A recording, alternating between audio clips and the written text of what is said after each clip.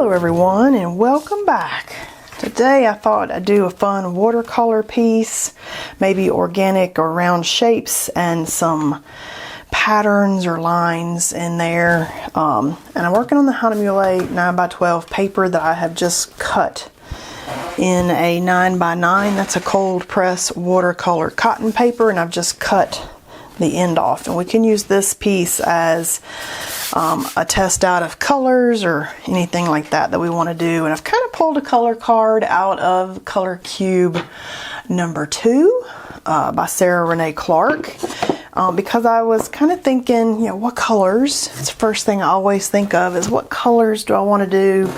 And pulling a color palette instantly makes the project so much easier and limits down what we're going to be maybe considering. So I've got my art tool kits out, these yummy little palettes that I put all my Daniel Smiths in, and I have my red palette and my blue-green palette set here so that I can see the colors that I'm considering, and I can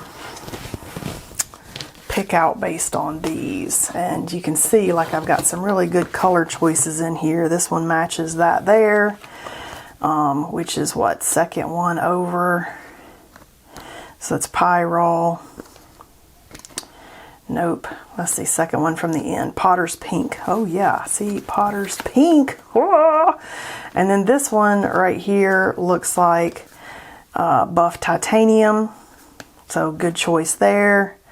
So Potter's Pink, Buff Titanium. We've got a pretty kind of brownish color here. That could be that one there, which is Piedmontite Genuine. Okay, so I'm liking those two and the Buff Titanium. Good deal, good deal, good ones. And then this really pretty, oh yeah, right there. Third one over is Blue Appetite Genuine. Perfect. Okay, I'm filling the Blue Appetite Genuine.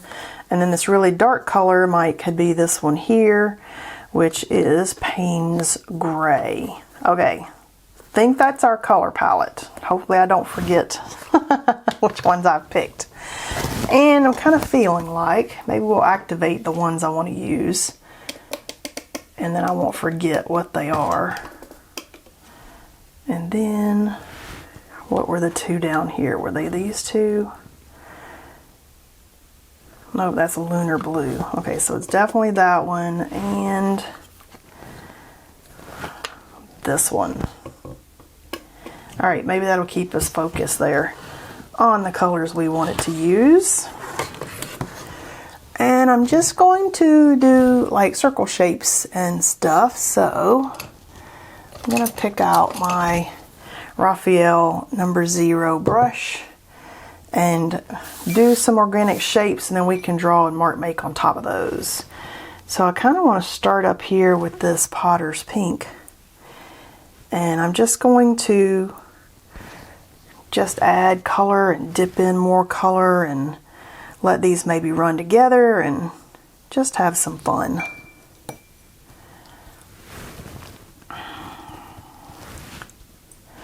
Getting the water out of my ferrule there.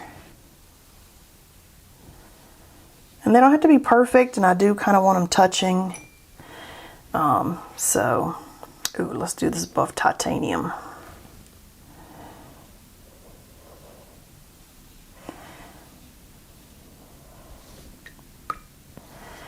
And I could pick color back up if I wanted, and I could dip more color back in.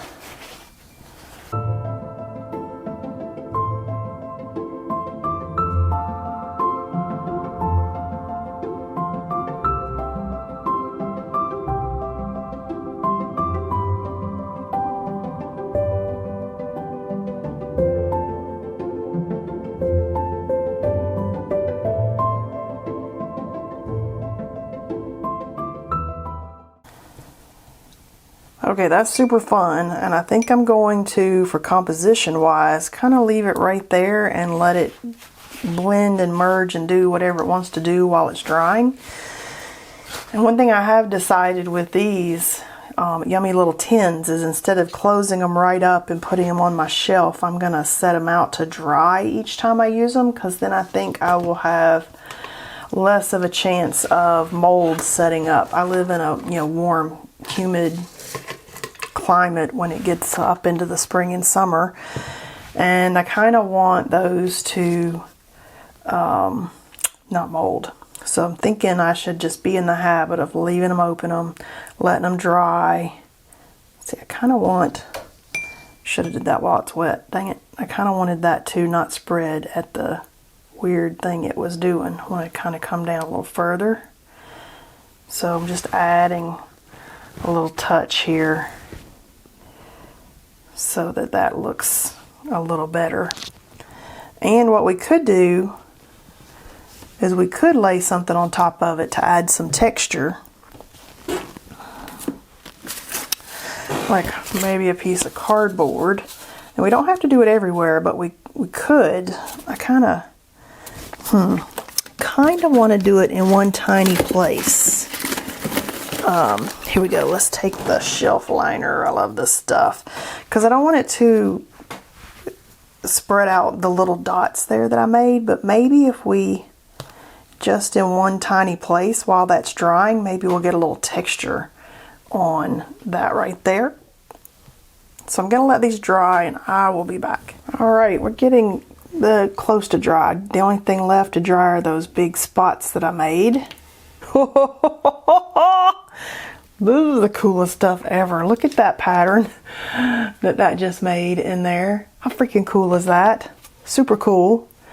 Now I'm kind of thinking I might hit those spots right there with a blow dryer just to make sure they're dry. Alright, and now we can start mark making on top. I almost want to use my architectural round stencil thing and put like another circle on top with, just some marks or something that I like. And so I could pick a random spot and mark make. Kind of thinking like right here. And I'm using this just to keep me within that circle. And what if we do something like, this is the Archer and Olive acrylograph pen, which is a really nice fine, I was just kind of doodling here. Gives you a nice fine line made of acrylic paint. And so just getting that started really good. What if we do like some vines and leaves over here? So I might start it and stop it at the edge of the circle. And might come in over here. Let me just, maybe over here, maybe a line there. And then let's just draw like some little leaves.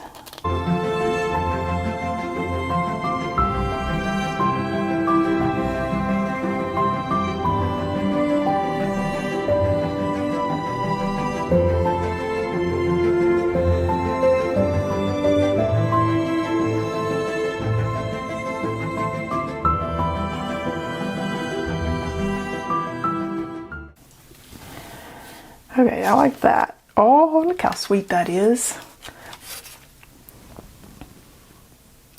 Super sweet. Okay, good choice. That was a good choice. So I might do another circle somewhere else with maybe another pattern or something in it, like maybe right here. And maybe we could do that in another Archer and Olive pen. This is a kind of a burgundy color. And I like these just because you can get such lovely fine little details. And what if we do like lines with pearls on them? I like little lines that crisscross. And then we'll come back and put some pearls on it. And I love doing this on gold a lot of times. Alright, so let's get some little round pearls. I like doing these lines in gold a lot of times, but it's kind of fun to do something that you don't normally do. Change it up a little bit. Look at your mark making sheets that you've kind of come up with. of ideas. I have little idea sheets that I draw stuff, and then if you hang that on the wall in front of where you're working, when you get stuck, you can be like, okay, what could I put in there? And then you've got some ideas. Ooh, look at that. Good choice. All right, so now I might do some lines and mark making and maybe some dots in this color while we've got this pen out. I might do some of those in that blue down here. I liked this color.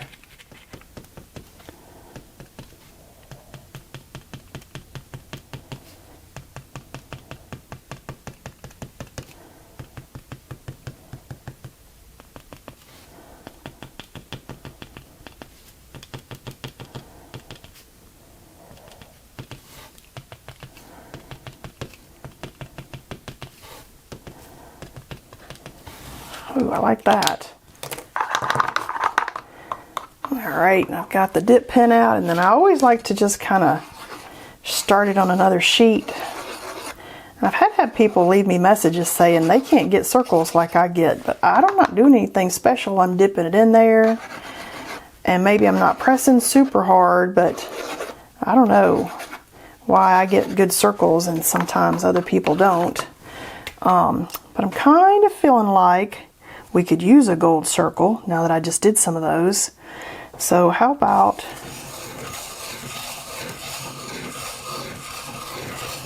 something right in here? I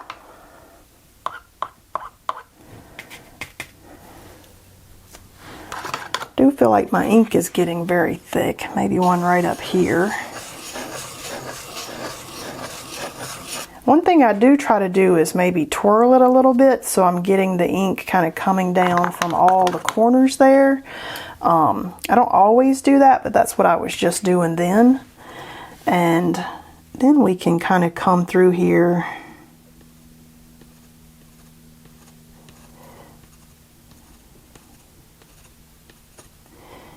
and make some gold dots maybe.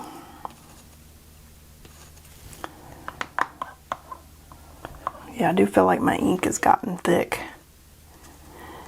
but it's still working. So sometimes when my ink gets thick, because I leave it open as I'm working, I will just go add water to it. And some people will say add distilled water to it, and I just add regular water to it, and I've not had any problem with that. And this has been sitting, you know, on my desk here for months, and it's not grown mold or anything. So just do what you think is best there. Okay, I like that. But as an alternative to that, I like to use my Zig marker, which I have right here, which is Kuretake also, and it's that same gold. So it is a easier, a lot cheaper way to do it than the Kakamori brass nib that I like so much. And it's a nice way to draw lines and get stuff that you like for a couple dollars, maybe like $3 or $4, maybe like $4, I think it might be. I do think these are Sketchbox exclusive. I have not seen them anywhere else here. They have a deal with the Kuretake, I think, and get lots of good stuff over here that maybe isn't quite over here yet. But this one is a win, a win. Okay, I like that. Alright, so now we've got some lovely gold in here, just kind of shining and pretty. Maybe I'll put a few little dots on my gold lines that are very light.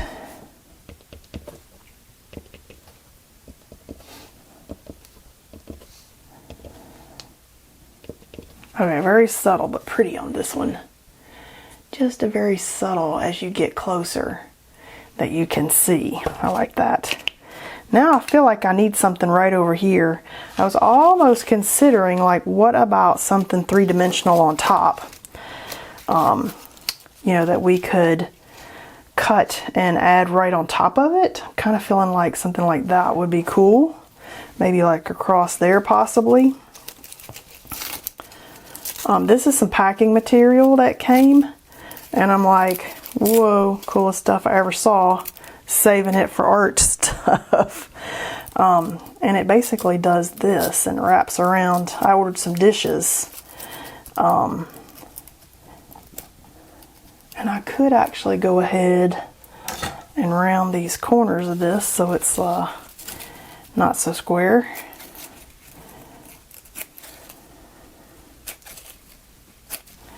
More roundy.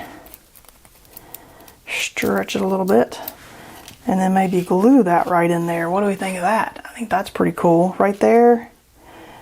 Or I could put it somewhere else. I'm kind of thinking like we could put it in like right there. I kind of like it right there. What do you think?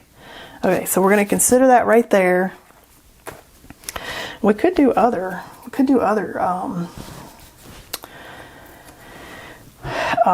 collage materials, but I don't want it super collagey. I just want an extra element there that maybe we wouldn't normally have.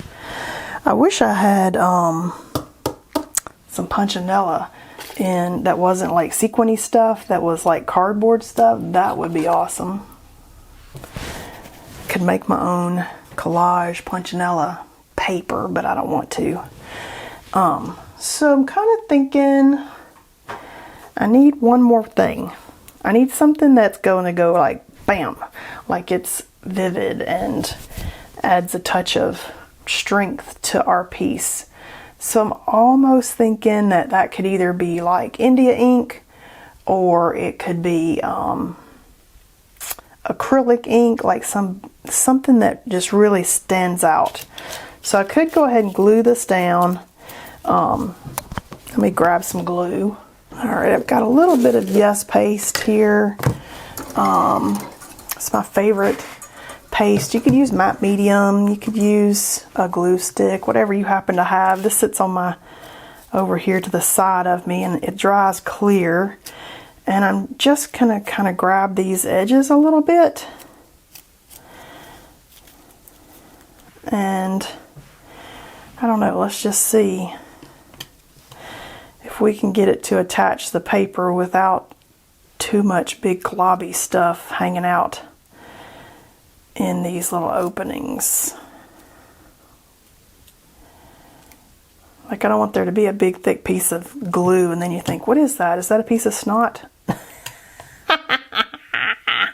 It's almost like the glue needs to come this way on this back side, and then I need to stretch it back out. Ooh, okay, let's see. And then it will dry clear, so I'm not worried too much about that. And I don't even have to have it attached in all the places, but I do want it attached enough not to come off.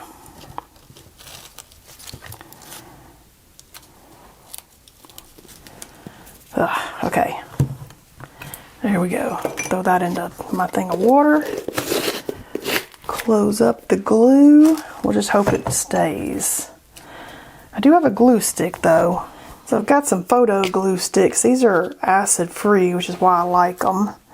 But I might just get like the tip over here maybe. I don't know. This thing's finicky. Like, we don't want to stick for you. I just wanted some extra cool three-dimensional something. Oh yeah. Okay, glue stick is the way to go. So if you've got a little acid-free glue stick, that's the way to go with this stuff. There we go. That was easier. This is just a photo glue stick, acid-free, permanently bonds to most surfaces, photo-safe formula. So I got the photo-safe formula because I did photography for so long, so that just happens to be what was over there. But any acid-free art glue would be fine. Okay, so I'm kind of thinking, what about sepia? Some kind of mark that just really jumps off the page as our finishing bit. And I'm kind of thinking, let's just do this over here. I'm kind of thinking we could either do something